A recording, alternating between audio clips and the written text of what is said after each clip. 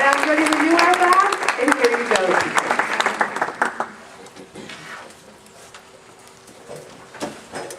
Good evening. Good evening. We're going to start with a mindfulness slideshow. And the first slide is, and Bobby was going to turn the lights off. The middle light. Middle switch. The first slide says mindfulness, a time for kindness. And that's basically what mindfulness is. And I'm sure many of you have heard it. It's like around a lot these days. But mindfulness is a time to be kind to ourselves and what's going on in our lives. So tonight we're going to talk briefly about what it is and its benefits. Oh, okay, sorry. So mindfulness is paying attention on purpose in the present moment with kindness, acceptance, and non-judgment. 4 qualities: paying attention on purpose in the present moment with kindness, acceptance, and non-judgment. It's being completely present here and now and observing whatever is happening.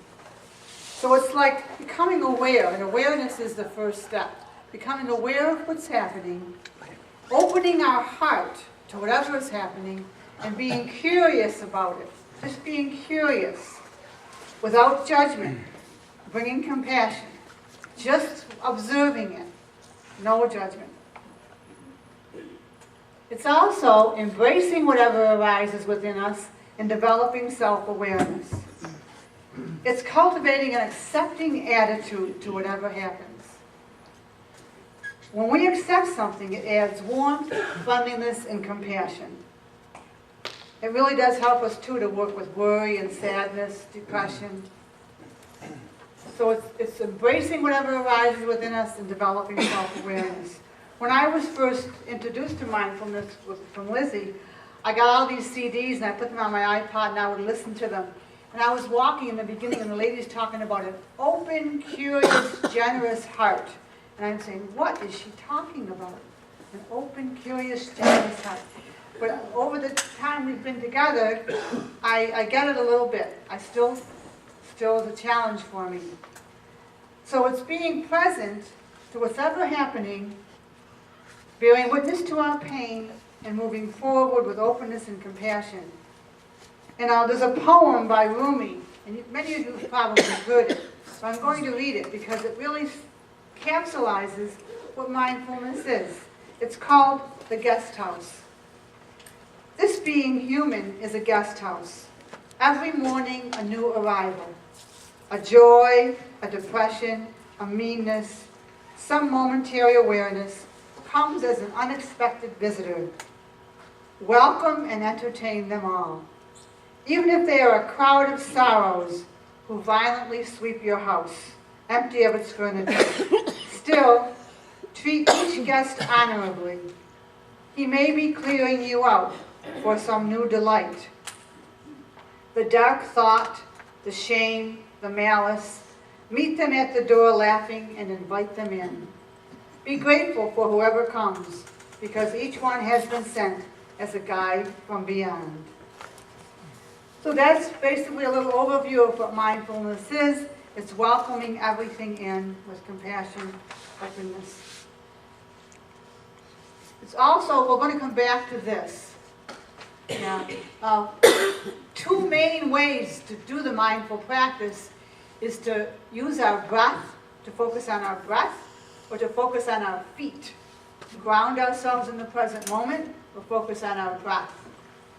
And it's a process of turning toward as opposed to away from discomfort. So what are the benefits? So we're going to talk about the physical benefits first. It reduces chronic pain, reduces stress, boosts the immune system, and lowers the blood pressure. And just to do a quick little rundown, we're going to talk about the part of the nervous system that's the opposite of the one that mindfulness meditation affects. The part of the nervous system that has us either fight or flee when we're in danger, increases our heart rate, increases our respirations, increases our insulin, brings all our blood to our arms and our legs so we can flee. That's one part of the nervous system. The part of the nervous system that mindfulness meditation helps, excuse me, is the opposite. So just by being aware and mindful, present in the present moment, and doing simple little meditations, we can lower our blood pressure, decrease our heart rate, decrease our insulin output, decrease our respirations, and put our body in a restoration mode. So that's why it reduces a lot of things. And the immune, just a quick story, they did a study. John Kabat-Zinn is sort of the man who started all this many years ago in Massachusetts. He started a mindfulness-based stress reduction program. And they took college students and they injected them with flu virus. Half of the kids did 8 weeks of mindfulness meditation practices, and half of them didn't. At the end of the 8 weeks, the ones who did the mindfulness practices had more antibodies in their bloodstream than the ones who didn't. So they've really pretty much scientifically proven that mindfulness meditation does do that. Helps the immune system. Helps patient copes with cancer. We already talked about that. If you're interested more in cancer, now it's escaping me, but it's on the bibliography. I think we gave them a bibliography. Martin somebody, can't remember his last name, Grossman, I think. He does all this work with cancer, and he's a wonderful person to read on meditation and cancer. When we end, we're going to play a song called the Train Song. But how it helps to put our body in the repair and restoration mode is just by being present, compassionate, accepting of ourselves. Our brain, every thought we think, influences our body. Do you believe that? I don't know. It does. There's a book. It's called The Molecules of Emotion by Candace Pert. And every thought we think causes our brain to release neurochemicals that cause hormones and peptides to be released into the bloodstream. And they go to every cell, and they affect every cell for good or for not good. So if we're anxious, worried, fearful, whatever, and we're thinking those thoughts, those are the kind of chemicals that our cells are receiving. So by doing mindfulness practices, our brain thinks the kind of thoughts to give ourselves nourishing and rejuvenation as opposed to breaking down. So that's good, for sure. The mental benefits, it decreases depression, anxiety, binge eating, and attention problems. They've done studies on the monks in Tibet who meditate all the time, and the part of their brain that's the happy part is larger. They do these MRIs. It increases the happiness in our brain. It increases positive mood because when we're paying attention and when we're aware, we're less likely to react automatically. And it decreases negative mood because when we're more accepting and curious, we're not so apt to be negative. They also did a study, people who had severe depression, more than 3 episodes. They took these people, again, they divided them in half, and they did 8 weeks of mindfulness practices. One group did and one group didn't. The group who did, 40 to 50% of the group who did the mindfulness practices had no more depression. So I think that they've done a lot of studies on it, and it's a very good thing to do. The binge eating, if you're interested, on the bibliography, there's a woman's name, Shelley Young, and she talks about, she has a lovely story, but she uses mindfulness in eating, and she does these workshops all over the country now, and she talks about just simple things, how awareness helps us, and how she talks about being mindful of our thoughts, our self-talk, our feelings, and our images. Anyway, it would be a whole nother talk, but she's a very fascinating woman, and she has wonderful, wonderful input. She saved her life by doing mindfulness practices. She was dying, and she met this person, and she started doing them and saved her life. So that's the mental benefits. The spiritual benefits, we become more peaceful, more comfortable with who we truly are, more loving and compassionate with ourselves and others, and more solidly grounded in the moment. That's just a little bit about the breath as an ending. I'm sure you're all aware, just feel your abdomen rise and fall. When the mind wanders, bring it back to the breath. And with each conscious breath, we are living in the present moment and developing the ability to live in mindfulness. So basically that's what it is and some of the benefits of it.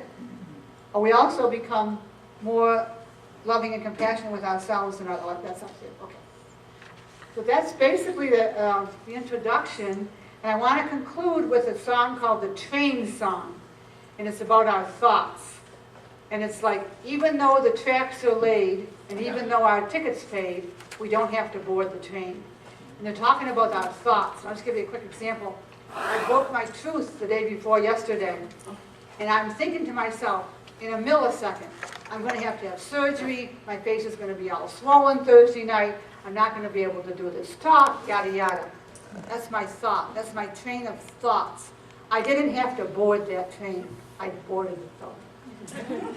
But the dentist put it back together.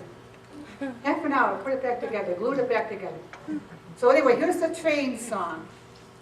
And this little thing isn't very loud, so I'm going to put the mic near it. Just because the tracks are laid, or just because your ticket's paid for, and some crazed conductor keeps on calling out your name, you don't need to board the train. You don't need to board the train. Trains of thought will come and go, but you are not your thoughts, you know. So why get all caught up in where they lead? You are who these thoughts are passing through. Don't you see? You are who these thoughts are passing through. Be free.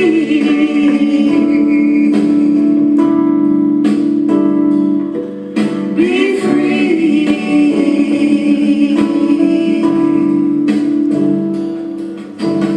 Even when you're feeling frightened, sad or hurt or unenlightened, you can find a peace that underlies what passes by.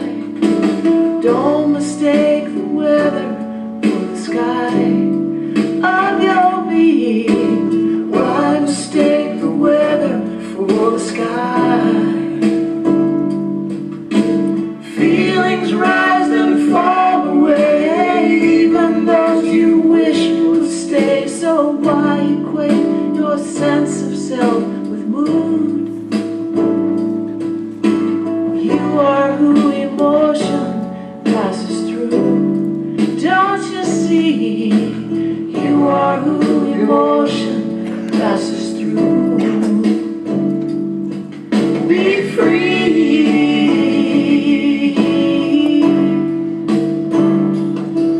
Be free.